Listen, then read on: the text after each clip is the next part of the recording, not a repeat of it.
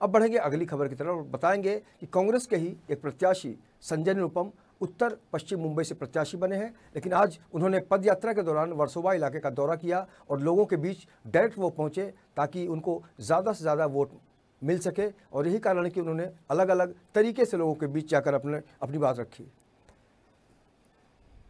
सोमवार को संजय निरुपम ने अपना नामांकन दाखिल किया। नामांकन के बाद संजय निरुपम पूरी तरह से अब चुनाव प्रचार में जुट गए हैं और इसी कड़ी में वो अपने निर्वाचन क्षेत्र के अंतर्गत वर्सोवा में पदयात्रा कर मतदाताओं को रिझाने पहुंचे। निरुपम ने घर घर जाकर लोगों से मतदान करने की अपील की और अपने लिए वोट मांगे। इस दौरान संजय निरुपम ने मीडिया से भी बातचीत की और उसमें स्टैंडिंग सांसद गजानन कीर्ति पर भी जमकर निशाना साधा। निरुपम ने अपनी जीत का भरोसा जताया है। अगर हम उत्तर पश्चिम मुंबई संसदीय सीट की बात करें तो यहाँ शिवसेना, बीजेपी और कांग्रेस में टक्कर है। निरुपम के सामने शिवसेना बीजेपी गठबंधन के प्रत्याशी और स्टैंडिंग सांसद गजानन कीर्तिकर हैं। आपको बता दें कि मुंबई की सभी 6 लोकसभा सीटों पर मतदान तीसरे चरण में यानी 29 अप्रैल को होंगे।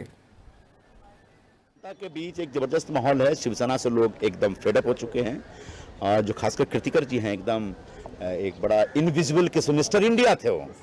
वो मिस्टर इंडिया एमपी थे, जो कोई दिखे नहीं, ना पार्लियामेंट में दिखे ना एरिया में दिखे। तो यहाँ हाल ये है कि शिवसेना को जो वोट देने वाले लोग हैं उनके मन में भी इच्छा है कि मेरे जैसे एक बेहद हाइपर एक्टिव वर्कर को मौका दिया जाए, क्योंकि मैं बहुत अच्छा काम करता हूँ, दिन रात काम करता हूँ, लोगों के बीच रहता हूँ, लोगों की समस्याओं को लेकर रहता हूँ। मैं बहुत एक्सेसिबल हूँ, अप्रोचेबल हूँ, एक्शनेबल हूँ। तो ऐसे में निश्चित तौर पर यहाँ के लोग मुझे अपनी पसंद बनाएंगे और भारी मतों से चुन करके देंगे। ऐसा वर्सोवा गाँव में आज मुझे पता चला। बहुत सारे मुद्दे हैं, बेसिक कम्युनिटीज से जुड़ा मुद्दा है, रोड है, गटर है, ये सारी चीजें। अनफॉर्चुनेटली ये सब बीएमसी का सब्जेक्ट है, लेकिन बीएमसी वाले पूरी तरह से फेल हो गए। बीएमसी वाले कुछ करते नहीं, तो अब हमको as an MP as MLA हम लोग को करना पड़ता। तो आने वाले दिनों में इन्हीं इशू को टेकअप करेंगे। सारी बातें झूठ हैं, बड़ी बड़ी हैं, इन बातों का कोई अर्थ नहीं। पिछले 23 वर्षों से लगातार हर घोषणा पत्र में वो राम मंदिर का नाम लिखते, लेकिन राम मंदिर नहीं बनाते। 370 हटाएंगे, जब से बीजेपी पैदा हुई तब से कह रहे हैं, लेकिन आज तक पिछले 5 साल में मोदी जी इतनी बड़ी ताकत के साथ खड़े थे, 370 का एक जीरो भी नहीं हटा पाए। तो इनकी घोषणाओं पर अब लोगों का भरोसा नहीं रहा।